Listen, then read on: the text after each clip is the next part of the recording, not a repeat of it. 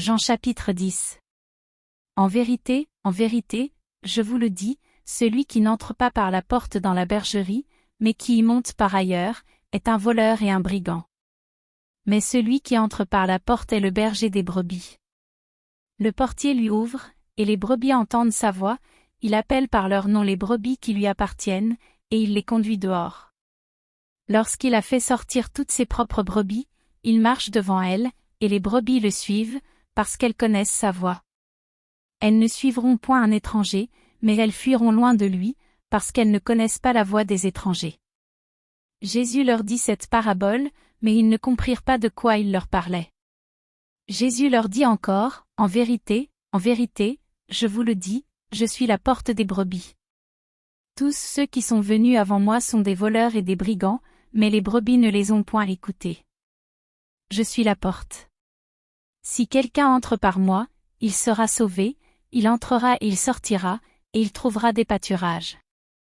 Le voleur ne vient que pour dérober, égorger et détruire, moi, je suis venu afin que les brebis aient la vie, et qu'elles soient dans l'abondance. Je suis le bon berger.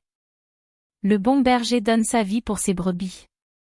Mais le mercenaire, qui n'est pas le berger, et à qui n'appartiennent pas les brebis, voit venir le loup, abandonne les brebis, et prend la fuite, et le loup les ravit et les disperse.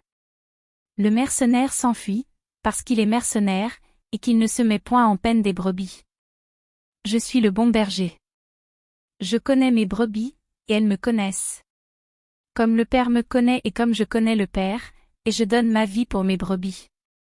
J'ai encore d'autres brebis, qui ne sont pas de cette bergerie, celles-là, il faut que je les amène, elles entendront ma voix, et il y aura un seul troupeau, un seul berger. Le Père m'aime, parce que je donne ma vie, afin de la reprendre. Personne ne me l'ôte, mais je la donne de moi-même, j'ai le pouvoir de la donner, et j'ai le pouvoir de la reprendre, tel est l'ordre que j'ai reçu de mon Père. Il y eut de nouveau, à cause de ces paroles, division parmi les Juifs.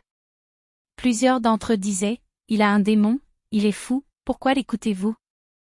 D'autres disaient, ce ne sont pas les paroles d'un démoniaque, un démon peut-il ouvrir les yeux des aveugles? On célébrait à Jérusalem la fête de la dédicace. C'était l'hiver. Et Jésus se promenait dans le temple, sous le portique de Salomon. Les Juifs l'entourèrent, et lui dirent, jusqu'à quand tiendras-tu notre esprit en suspens? Si tu es le Christ, dis-le-nous franchement. Jésus leur répondit, je vous l'ai dit, et vous ne croyez pas. Les œuvres que je fais au nom de mon Père rendent témoignage de moi. Mais vous ne croyez pas, parce que vous n'êtes pas de mes brebis. Mes brebis entendent ma voix, je les connais, et elles me suivent. Je leur donne la vie éternelle, et elles ne périront jamais, et personne ne les ravira de ma main. Mon Père, qui me les a donnés, est plus grand que tous, et personne ne peut les ravir de la main de mon Père. Moi et le Père nous sommes un. Alors les Juifs prirent de nouveau des pierres pour le lapider. Jésus leur dit, je vous ai fait voir plusieurs bonnes œuvres venant de mon Père, pour laquelle me lapidez-vous? Les Juifs lui répondirent, ce n'est point pour une bonne œuvre que nous te lapidons, mais pour un blasphème, et parce que toi, qui es un homme, tu te fais Dieu.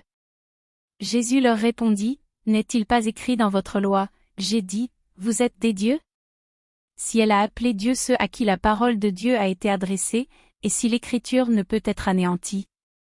Celui que le Père a sanctifié et envoyé dans le monde, vous lui dites, tu blasphèmes.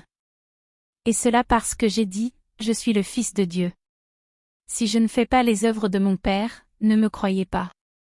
Mais si je les fais, quand même vous ne me croyez point, croyez à ces œuvres, afin que vous sachiez et reconnaissiez que le Père est en moi et que je suis dans le Père. Là-dessus, ils cherchèrent encore à le saisir, mais il s'échappa de leurs mains. Jésus s'en alla de nouveau au-delà du Jourdain, dans le lieu où Jean avait d'abord baptisé. Et il y demeura. Beaucoup de gens vinrent à lui, et ils disaient, Jean n'a fait aucun miracle, mais tout ce que Jean a dit de cet homme était vrai. Et, dans ce lieu-là, plusieurs crurent en lui.